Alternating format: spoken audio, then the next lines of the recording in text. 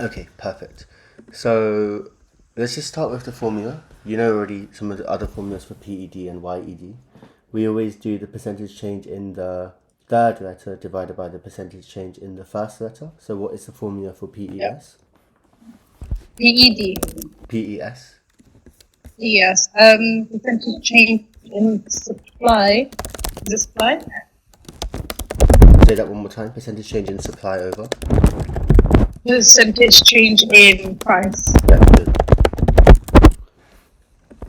And then in words, PES is basically the responsiveness. We use that word if we're trying to show how something changes to a change in price. So the responsiveness of supply to a change in price. I just want to start by illustrating what I mean by that. So if I have a market with supply and demand, could you remind me what would cause a change in price? If this is the market price at the moment, what could cause a change in the price? Trends. The Why? different trends. Why? You're right. Why? Because if something's a bit more trending, then more people are going to want to purchase that item or whatever it is. So the price will increase because there'll be an increase in demand. Yeah, that was a bit. You're spot on. Perfect. So I was looking for that exactly. An increase in demand as one example. So let's say demand increases, then the price would increase to here. Yeah. And what would happen along the supply curve? There would be a contraction. Expansion. But yeah, you've got the right idea. Okay. Okay.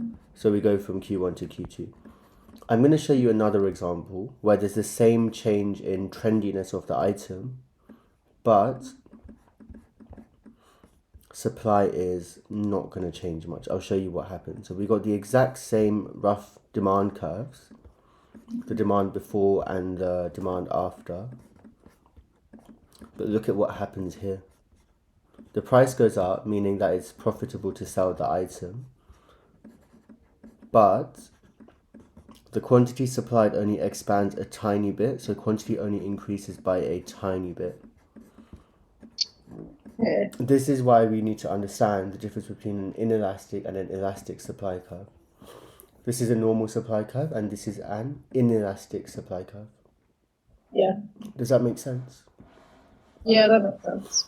So PES is the percentage change in supply after a change in price, but that change in price is going to happen because of an increase in demand in the market in these contexts.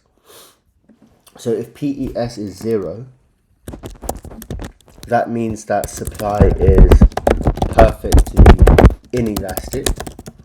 Supply does not change at all when there is an increase in market price. Rather, cannot change at all.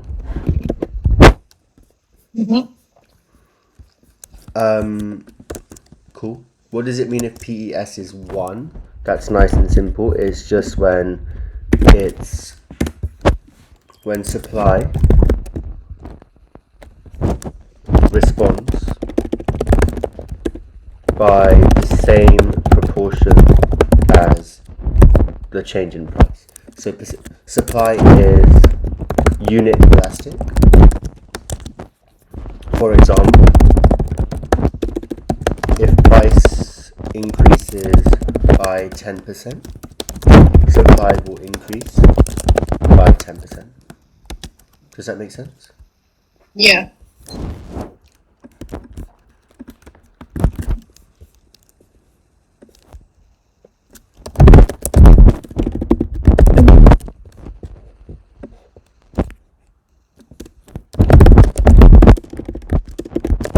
Okay, next example. What if PES is between 0 to 1?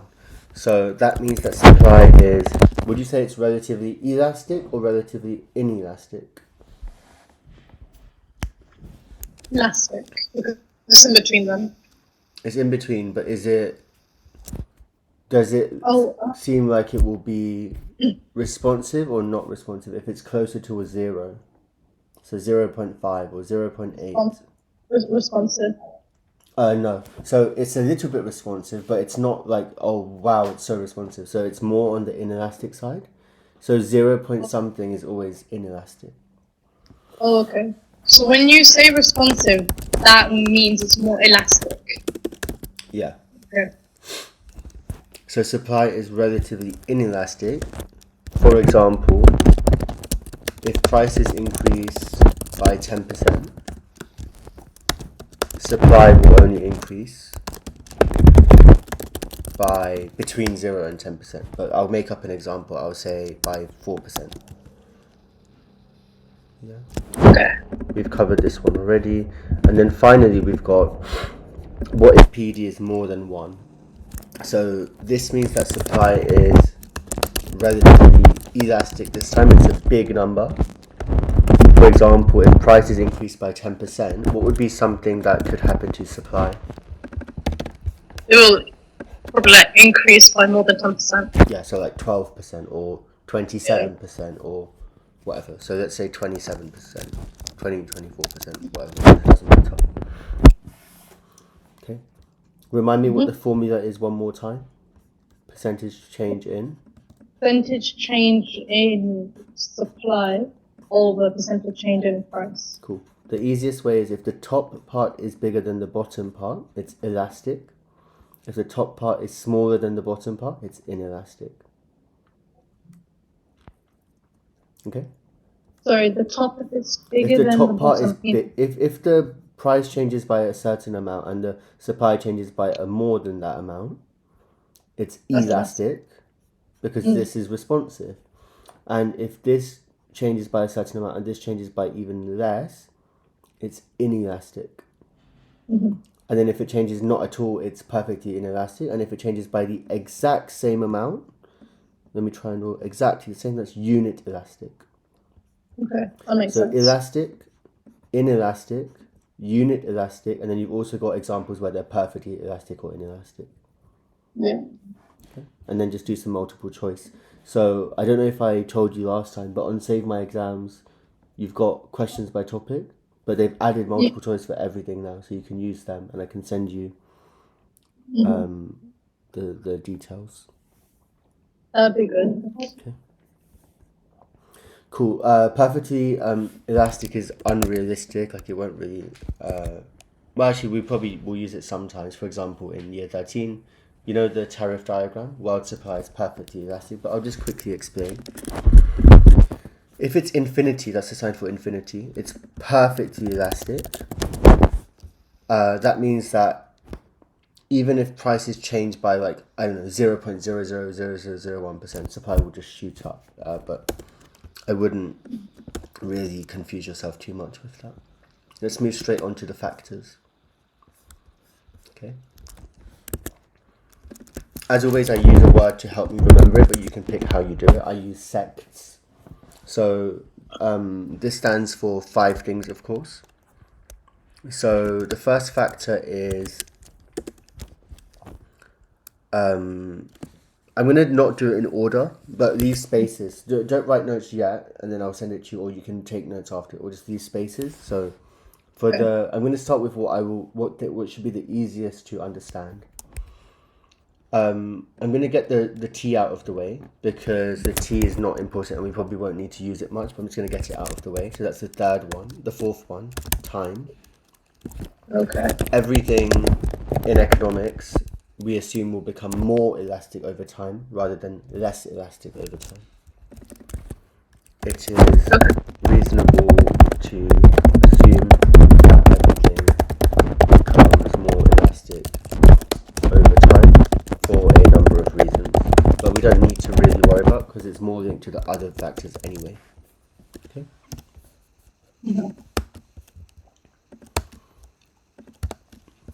Okay, that's one out of the way. Next one. Let's go with the S, the last S. Well, it doesn't actually matter, but we'll go with the last S. Stock. Okay. So what I mean by stock is, let's say mangoes are inelastic in supply. This is because firms can't keep a big stock of it. Okay.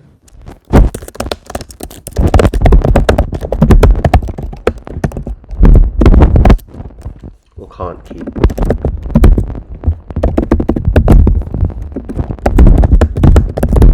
So for example, you can keep a big stock of phones or a big stock of cars to sell, or a big stock of calculators. You can literally have sheds of calculators, but whatever mangoes you have, they'll go bad after a week or two. And also you can't grow them that fast. So it's really difficult to expand supply if demand goes up. So let's say that in the summer, the supply of mangoes looks like this. So if demand increases because people want mangoes in the summer, supply will only expand by a bit. It's relatively inelastic. One of the reasons for that is that people can't keep mangoes in stock. You can't just keep loads of them and use them next year or something like that. Yeah. The S at the start is substitutability of factors of production. Substitutability is just a fancy word. It's just being able to swap things around. So for example, bakeries can ask their chefs to make different items based on demand and price. Yeah? Yeah. And they can use their eggs and flour to make many different things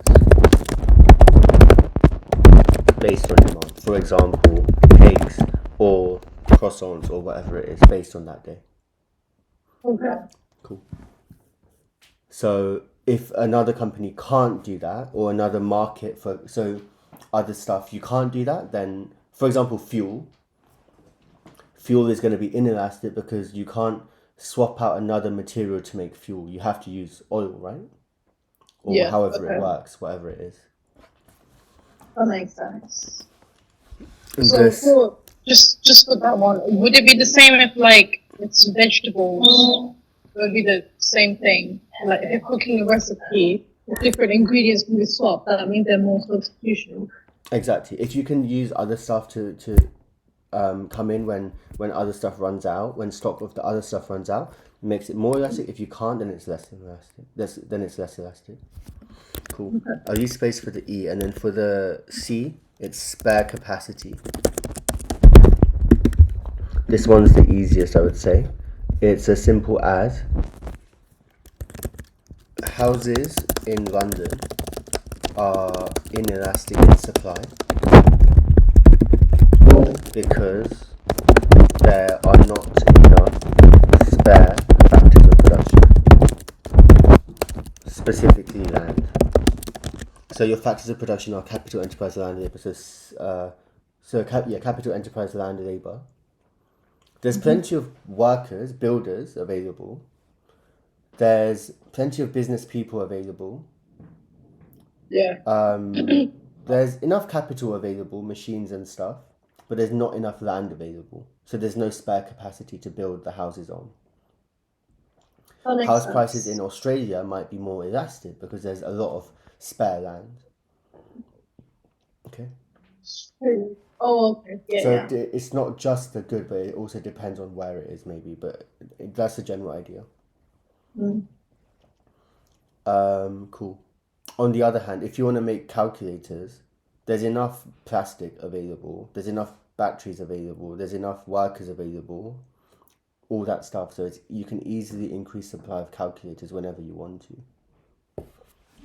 And then finally, the E is barriers to entry. I know it starts with B, but I'll use the E from entry. Barriers to entry. So if it's something like taxi services are going to be elastic in supply. If prices went up, new taxi firms could easily be set up, or more people could sign up for Uber. Maybe you just need a driving license and a tiny bit of experience. Okay. Yeah. Whereas other stuff that requires more skill or more training or whatever, that will take you on. Okay. Honestly, stuff like the taxi services and Uber, would they be considered part of the gig economy? Yeah. Okay. Cool. So yeah, if it does ask about factors that affect PES, I would mainly focus if you get a choice. So obviously for multiple choice you need to look out for all of them. But if you have to answer it in a 10-mark question or a 9-mark question, focus on spare capacity, and then one more depending on the extract or information. Okay. That's pretty much it, to be honest. Do you have any more questions about PES? No, that's okay. I think that was probably one of the easier ones, to be Cool. honest. I think it's because we've done PED and stuff already. Otherwise, it can be a bit confusing. But yeah, good. Yeah. Just make sure you're able to answer these questions and explain the factors properly in a short, or draw a diagram of it. That's all.